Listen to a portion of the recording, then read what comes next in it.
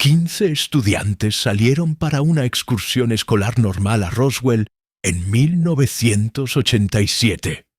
Nunca regresaron. 34 años después, encontraron sus uniformes en una caverna secreta junto con objetos que no deberían existir en la Tierra. Lo que descubrieron en esa caverna va a hacerles cuestionar todo sobre el caso Roswell. Antes de comenzar, díganme en los comentarios, ¿ya visitaron Roswell? ¿Sintieron algo extraño por allá? Porque después de investigar este caso, yo nunca más voy a ver ese lugar de la misma forma.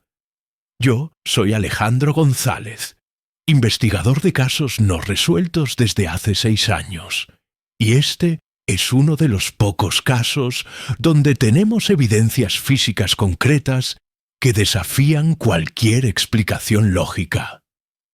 Documentos oficiales, fotos, testimonios de testigos. Todo está aquí. Este caso involucró al FBI, Policía Estatal, Departamento de Defensa, y permanece clasificado hasta hoy. Voy a mostrar documentos que la mayoría de las personas nunca ha visto. 14 de octubre de 1987. Era un jueves común cuando 15 adolescentes abordaron el autobús escolar amarillo número 47 de la Lincoln High School de Denver, Colorado. Ninguno de ellos imaginaba que estaban a punto de convertirse en el centro del misterio más perturbador de la historia de Roswell. Los 15 estudiantes eran todos del último año. Jennifer Walsh, de 17 años, presidenta del Consejo Estudiantil e hija de un ingeniero de Lockheed Martin. Michael Torres, capitán del equipo de básquetbol y becario para Stanford. Sarah Bennett, editora del periódico escolar y aspirante a periodista. David Kim, genio de las matemáticas que ya había sido aceptado en el MIT. Lisa Rodríguez, violinista de la orquesta escolar y soñaba con tocar en la Filarmónica de Denver. Amy Thompson, Jessica Miller, Robert Anderson, Christopher Lee, María González, Thomas Wilson, Amanda Clark, Kevin Brown, Stephanie Davis, Daniel Martínez y Jonathan White completaban el grupo. Todos eran estudiantes ejemplares, elegidos por el profesor James Morrison para participar en el proyecto Mitos y Realidades de la Historia Americana. El profesor Morrison era una figura respetada en la escuela. Veterano de la Guerra de Vietnam, había servido como sargento en el primer batallón de caballería aérea entre 1968 y 1970.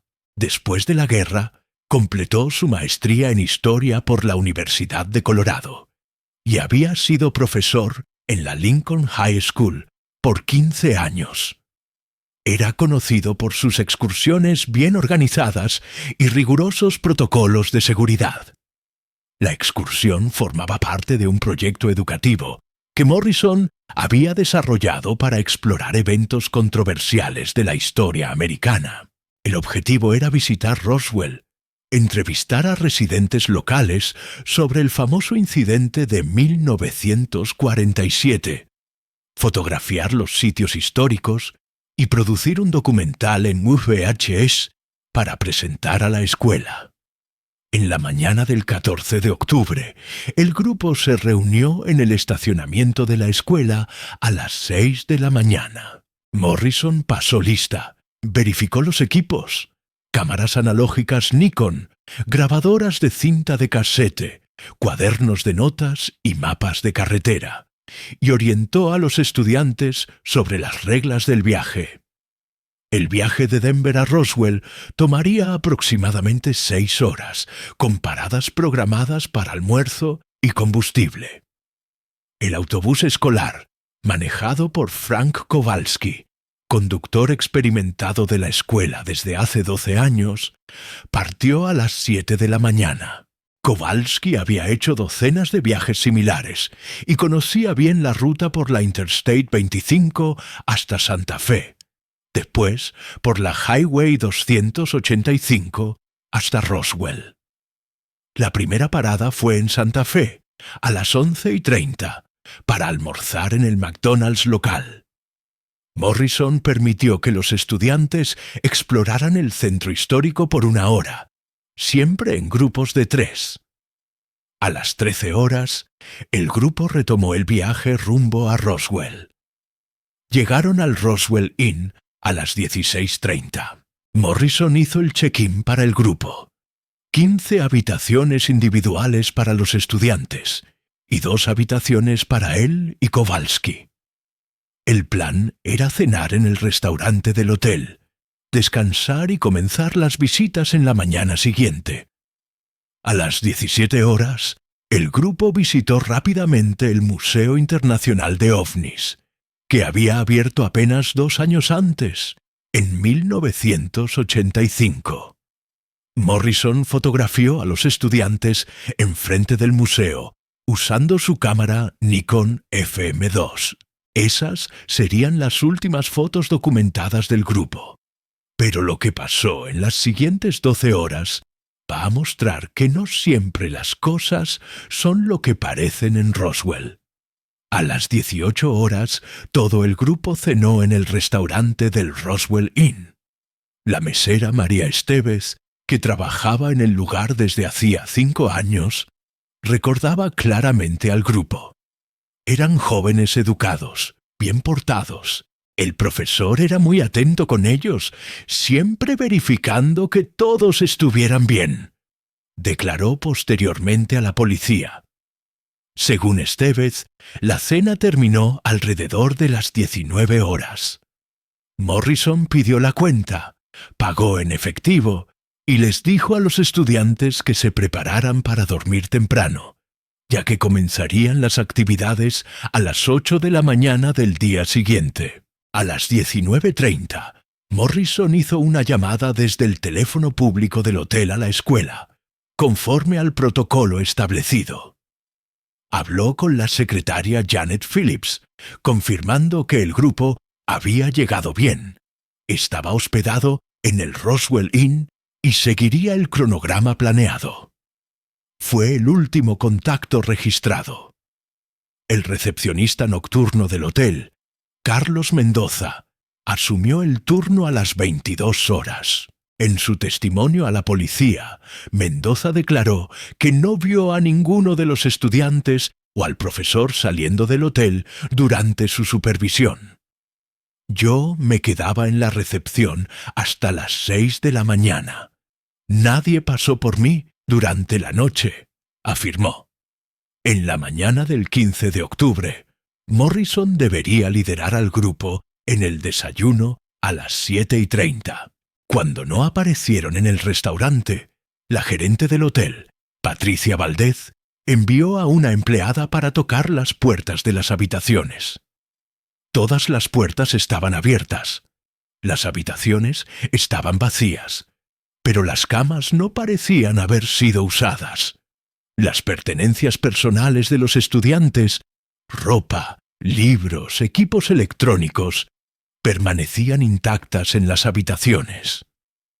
Valdez inmediatamente contactó a la policía local a las 8:15 de la mañana. El sheriff Tom Bradley llegó al hotel en 15 minutos e inició una investigación preliminar.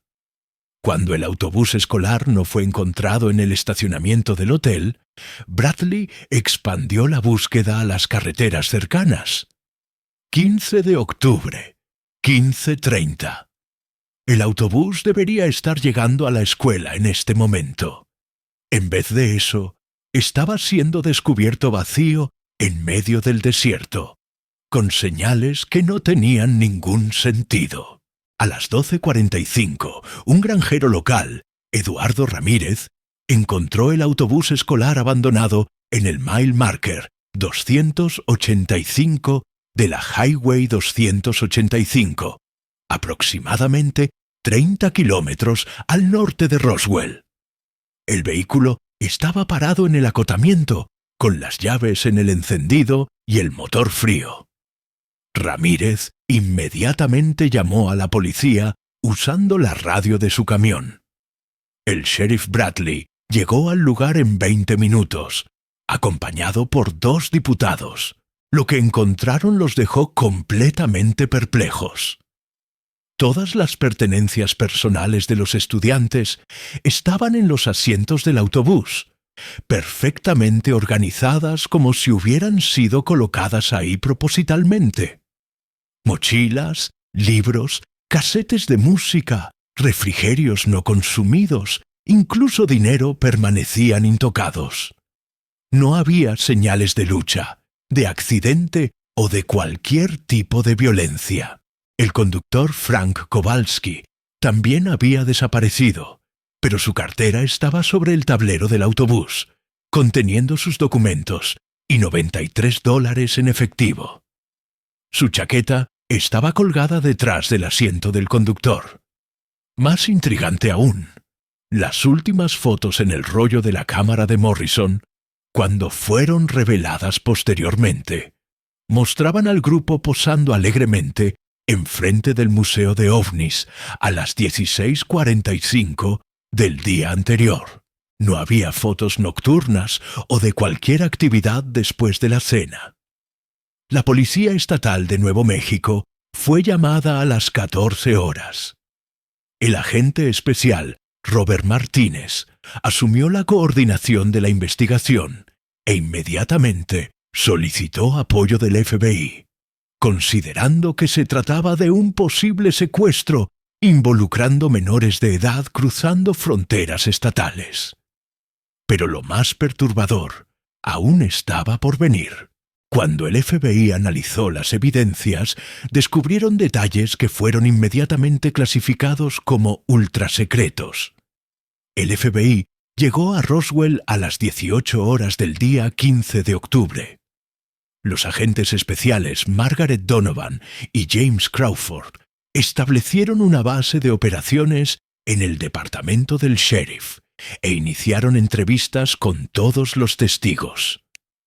El caso recibió la clasificación Prioridad Alfa debido al número de víctimas y la naturaleza inexplicable de los eventos. Durante las primeras 48 horas, más de 50 agentes federales estuvieron involucrados en la investigación. Helicópteros de la Guardia Nacional sobrevolaron miles de kilómetros cuadrados del desierto. Equipos caninos especializados fueron traídos de Albuquerque y Phoenix. Unidades de búsqueda y rescate registraron cavernas, minas abandonadas y formaciones rocosas en la región. En el tercer día, agentes que se identificaron únicamente como consultores federales llegaron a Roswell. Estos hombres no proporcionaron nombres o credenciales específicas, pero tenían autoridad para acceder a todas las evidencias y entrevistar a cualquier testigo. La agente Donovan fue instruida a entregar toda la documentación del caso a estos consultores. Patricia Valdez, gerente del hotel, fue entrevistada 3 veces por los consultores federales. En entrevista posterior a periodistas, describió a los hombres como muy profesionales, pero también muy intimidantes. Hacían preguntas sobre cosas que yo ni sabía que eran importantes, como si ya supieran más sobre el caso de lo que estaban diciendo. El granjero Eduardo Ramírez, que encontró el autobús, reportó que fue visitado por los consultores federales en su propiedad. Hicieron preguntas extrañas. Querían saber si había visto luces en el cielo en las últimas semanas, si mi ganado se había comportado de forma extraña. No entendí por qué eso importaba, declaró años después. Durante la primera semana, las familias de los estudiantes llegaron a Roswell y establecieron un centro de comando improvisado en el hotel. Margaret Walsh, madre de Jennifer, organizó vigilias diarias y presionó a las autoridades por información. Nos decían que tuviéramos paciencia, que estaban siguiendo todas las pistas, pero nunca nos daban detalles concretos. recordó en entrevista posterior.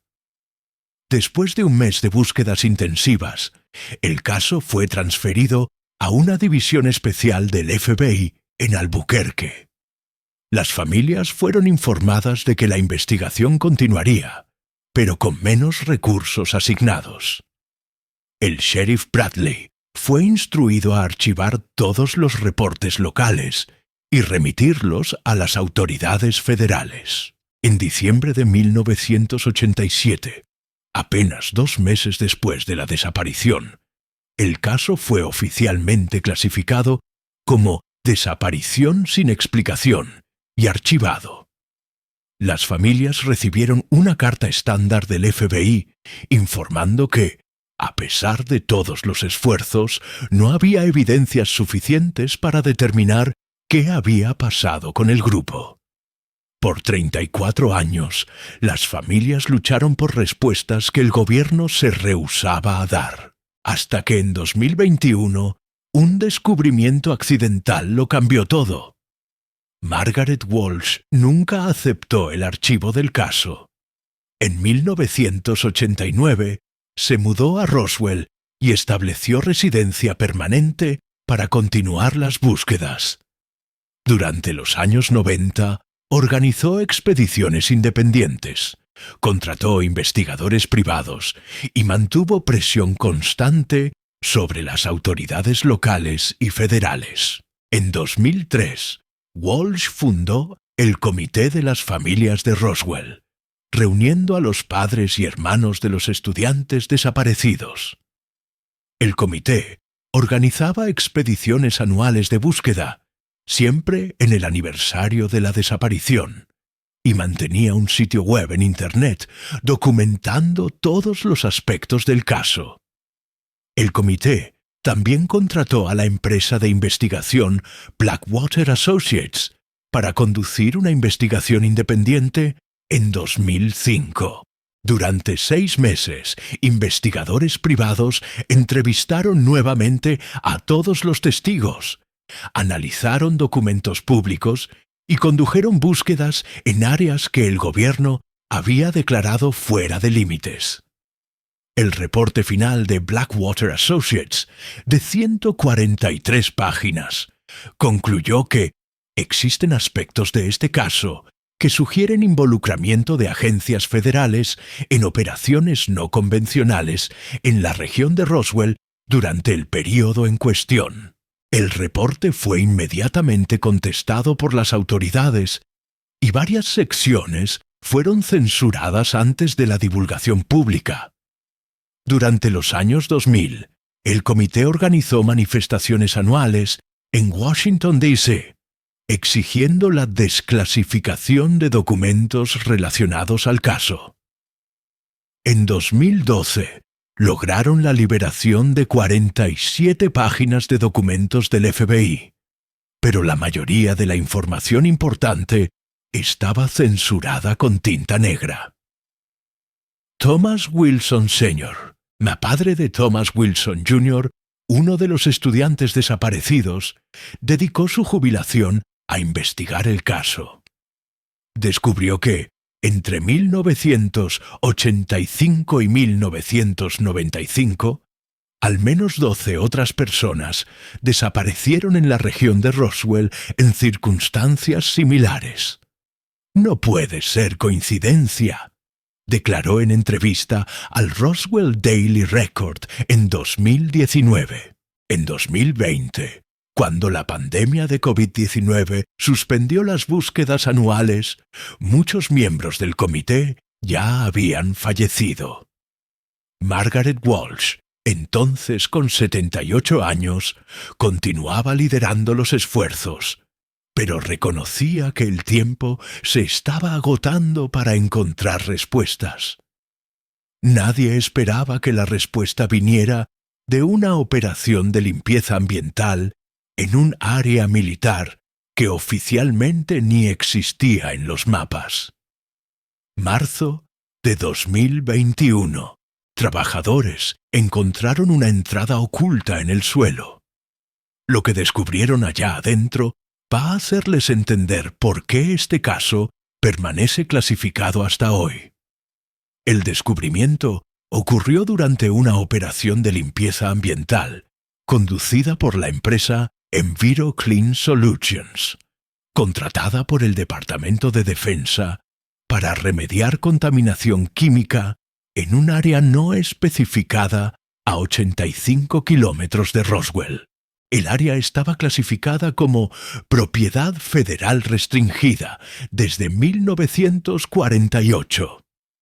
El 22 de marzo de 2021, un equipo de trabajadores operando un equipo de perforación para recolección de muestras de suelo descubrió una cavidad subterránea no mapeada.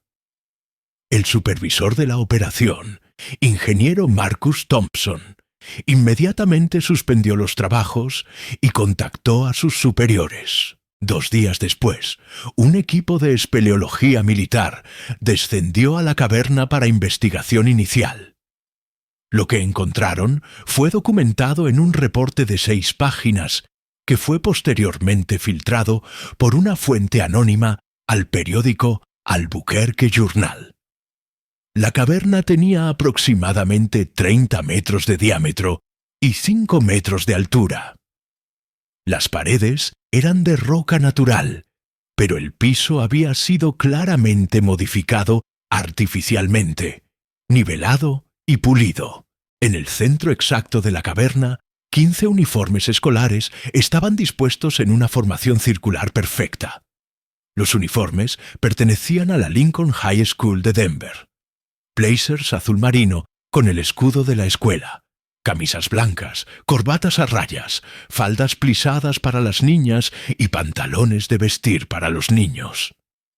Cada uniforme estaba perfectamente preservado, sin señales de descomposición o deterioro. Junto a cada uniforme había una credencial de estudiante de la Lincoln High School, con fotos y nombres de los 15 estudiantes desaparecidos. Las tarjetas de identificación estaban en perfecto estado de conservación, como si hubieran sido laminadas ayer. Más perturbador aún, al lado de cada uniforme había un reloj de pulsera, todos detenidos exactamente a las 20:17. Análisis posterior confirmó que los relojes eran de las marcas que los estudiantes usaban en 1987. Casio, Timex, Seiko, modelos específicos que estaban en producción ese año. En el centro de la formación circular estaba la cámara Nikon FM2 del profesor Morrison, con un rollo no revelado aún en el interior. La cámara estaba en perfecto estado de funcionamiento, sin señales de oxidación o daño. El equipo militar también encontró 15 objetos metálicos, cada uno con aproximadamente 10 centímetros de longitud y formato cilíndrico. Los objetos tenían una coloración plateada con reflejos azulados y eran sorprendentemente ligeros para el tamaño. Cada objeto estaba grabado con símbolos complejos que no correspondían a ningún alfabeto o sistema de escritura conocido, pero cuando analizaron el rollo de la cámara encontrada en la caverna, las imágenes revelaron algo que la ciencia aún no puede explicar. El rollo fue revelado en un laboratorio militar especializado en Fort Meade, Maryland.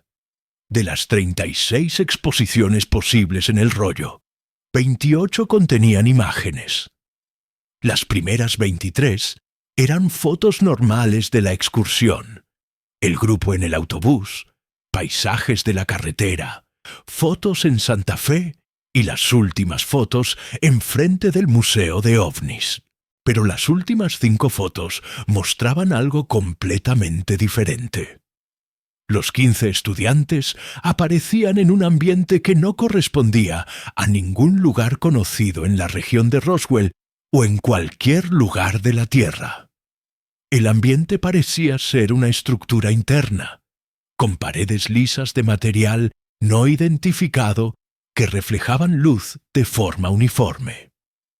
No había sombras visibles, como si la iluminación viniera de todas las direcciones simultáneamente. El piso parecía estar hecho del mismo material que las paredes, perfectamente liso y reflectivo. Los estudiantes en las fotos parecían calmados, algunos hasta sonriendo, como si estuvieran participando en una actividad normal. No había señales de miedo o coerción. Jennifer Walsh aparecía señalando algo fuera del encuadre de la foto. Michael Torres estaba conversando con David Kim. Sarah Bennett sostenía su cuaderno de notas, como si estuviera documentando algo. La quinta y última foto mostraba únicamente el ambiente vacío, sin los estudiantes. En el fondo de la imagen había estructuras geométricas que parecían ser equipos o mobiliario, pero de diseño completamente desconocido. Análisis técnico de las fotografías confirmó que fueron tomadas con la cámara de Morrison, usando el mismo rollo Kodak que él cargaba durante la excursión. No había señales de manipulación o montaje. Las imágenes eran genuinas. Más intrigante aún, análisis espectrográfico de la iluminación en las fotos reveló que la fuente de luz no correspondía a ninguna tecnología de iluminación conocida en 1987. La calidad y distribución de la luz era consistente con tecnologías que solo fueron desarrolladas al final de los años 2000. Análisis forenses de los uniformes confirmaron la presencia de ADN de los estudiantes desaparecidos. Fibras de cabello, células de piel y otras evidencias biológicas estaban preservadas en los tejidos, permitiendo identificación positiva a través de comparación con muestras proporcionadas por las familias. Los objetos metálicos encontrados junto a los uniformes fueron sometidos a análisis espectrográfico en el Laboratorio Nacional de Los Álamos. El reporte técnico, clasificado como confidencial, reveló que los objetos estaban compuestos por aleaciones metálicas que no existían comercialmente en 1987. La composición incluía elementos conocidos: titanio, aluminio, magnesio, pero en proporciones y estructuras cristalinas que solo fueron posibles de reproducir con tecnologías desarrolladas en los años 2010. La precisión de la aleación y la pureza de los elementos sugerían procesos de manufactura que estaban décadas adelante de la tecnología disponible en la época de la desaparición. Los símbolos grabados en los objetos fueron analizados por lingüistas y criptógrafos del Departamento de Defensa. Ningún especialista logró identificar origen o significado de los símbolos. No correspondían a jeroglíficos egipcios, cuneiforme sumerio, sánscrito, chino antiguo o cualquier otro sistema de escritura conocido en la historia humana. Más perturbador aún, análisis de carbono 14 de los objetos metálicos sugirió que habían sido manufacturados recientemente, posiblemente en los últimos 5 años. Esto creó una paradoja temporal. ¿Cómo objetos hechos entre 2016 y 2021 llegaron a una caverna junto con uniformes de estudiantes que desaparecieron en 1987? El caso fue inmediatamente reclasificado por el Departamento de Defensa y transferido a una división ultrasecreta basada en Nevada. Margaret Walsh y los miembros sobrevivientes del Comité de las Familias fueron informados únicamente que nuevos desarrollos requieren investigación adicional bajo protocolo de seguridad nacional. En abril de 2021, la caverna fue sellada con concreto militar y el área circundante fue declarada zona militar restringida permanente. Señales de prohibido el acceso, propiedad federal, fueron instaladas en un perímetro de 5 kilómetros alrededor del lugar, Las familias solicitaron acceso a los objetos encontrados, pero fueron informadas de que estaban bajo custodia federal para análisis continuo. Margaret Walsh contrató abogados para tratar de obtener acceso a través de los tribunales, pero todas las acciones legales fueron suspendidas debido a cuestiones de seguridad nacional. Desde el descubrimiento de la caverna, residentes de Roswell reportan actividad aérea no identificada en la región. Luces inusuales son avistadas regularmente en las primeras horas de la mañana, siempre en la dirección del área restringida. Funcionarios de la base aérea de Holloman niegan cualquier actividad militar no programada en la región. El periódico Roswell Daily Record trató de investigar la historia, pero fue informado por el Departamento de Defensa que cualquier publicación de detalles sobre el descubrimiento podría resultar en acciones legales por violación de la ley de espionaje. En agosto de 2021, Margaret Walsh, entonces con 79 años, concedió su última entrevista pública antes de fallecer de cáncer en diciembre del mismo año. «Yo sé que encontraron algo allá abajo», declaró. «Mi hija está en algún lugar, y el gobierno sabe dónde. Solo espero que alguien continúe haciendo las preguntas correctas». ¿Cuántos de ustedes estudiaron en escuelas públicas en los años 80?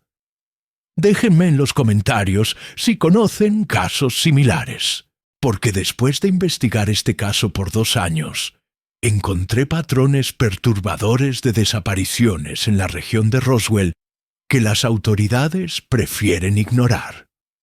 El caso de los 15 estudiantes de Roswell plantea cuestiones fundamentales sobre lo que realmente pasó en ese desierto en octubre de 1987.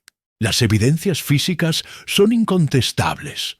Uniformes preservados, fotografías genuinas, objetos de tecnología avanzada y ADN que confirma la identidad de las víctimas. Pero las implicaciones son aún más perturbadoras. Si los análisis técnicos están correctos, objetos manufacturados décadas después de la desaparición fueron encontrados junto con pertenencias de los estudiantes. Esto sugiere escenarios que desafían nuestra comprensión lineal del tiempo y la tecnología. Las fotografías reveladas de la cámara de Morrison muestran a los estudiantes en un ambiente que no existe en ningún mapa terrestre. La calidad de la iluminación en las fotos sugiere tecnología que no estaba disponible en 1987. Y los símbolos en los objetos metálicos permanecen indescifrables por cualquier especialista humano. ¿Creen que el gobierno sabe más de lo que admite sobre Roswell? Díganme en los comentarios qué piensan sobre este caso, porque una cosa es cierta. Existen evidencias físicas que prueban que algo extraordinario pasó en ese desierto hace 34 años. Entonces, vamos a recapitular los hechos documentados. 15 estudiantes y un profesor desaparecen sin dejar rastros en octubre de 1987. 34 años después, sus uniformes son encontrados perfectamente preservados junto con objetos de origen desconocido en una caverna militar secreta. El rollo encontrado en la cámara muestra a los estudiantes en un lugar que no corresponde a ningún lugar conocido en la Tierra. Los objetos metálicos están hechos de aleaciones que no existían en 1987. Y lo más perturbador, los análisis de ADN confirman que son realmente de ellos. Las familias continúan sin respuestas. La caverna fue sellada. El área se volvió zona militar restringida. Y el gobierno mantiene sigilo total sobre cualquier información adicional. Jennifer Walsh tenía 17 años cuando desapareció. Hoy tendría 51 años. Michael Torres sería un hombre de 50 años. Sarah Bennett podría haberse convertido en la periodista que soñaba ser. David Kim tal vez estaría trabajando en la NASA o en Silicon Valley. Pero en algún lugar, tal vez en algún cuándo, permanecen con 17 años, atrapados en un momento que no podemos comprender. Las últimas fotos los muestran calmados, como si hubieran encontrado algo extraordinario, como si hubieran descubierto respuestas a preguntas que ni sabemos hacer. El profesor Morrison dedicó su vida a enseñar historia americana. Nunca imaginó que se convertiría en parte de un misterio que redefiniría nuestra comprensión de la realidad. Frank Kowalski manejaba autobuses escolares desde hacía 12 años. Era solo otro día de trabajo hasta convertirse en parte de algo imposible. El Comité de las Familias de Roswell se disolvió tras la muerte de Margaret Walsh. Los miembros sobrevivientes son ancianos, cansados de décadas de lucha sin respuestas. Pero las preguntas permanecen. ¿Dónde están los 15 estudiantes? ¿Qué pasó esa noche de octubre? ¿Y por qué el gobierno mantiene sigilo total sobre el descubrimiento de la caverna? Thomas Wilson Sr. continúa investigando el caso a los 83 años. Mi hijo está en algún lugar, repite siempre, y un día alguien va a encontrar la verdad. En el próximo video voy a mostrar documentos militares filtrados que revelan otras desapariciones similares en la región de Roswell entre 1985 y 1995. Y esta vez tenemos nombres, fechas y coordenadas que el gobierno no quiere que ustedes vean. Si quieren que continúe investigando casos como este, dejen el like y suscríbanse al canal. Activen la campanita para no perderse cuando publique los documentos filtrados, que comprueban que el caso de los 15 estudiantes no fue un incidente aislado. Y díganme en los comentarios, ¿creen que existe una explicación científica para este caso? ¿O estamos lidiando con algo que está más allá de nuestra comprensión actual de la realidad? Porque después de 2 años investigando este misterio, aún no tengo una respuesta que tenga sentido. La verdad está allá afuera.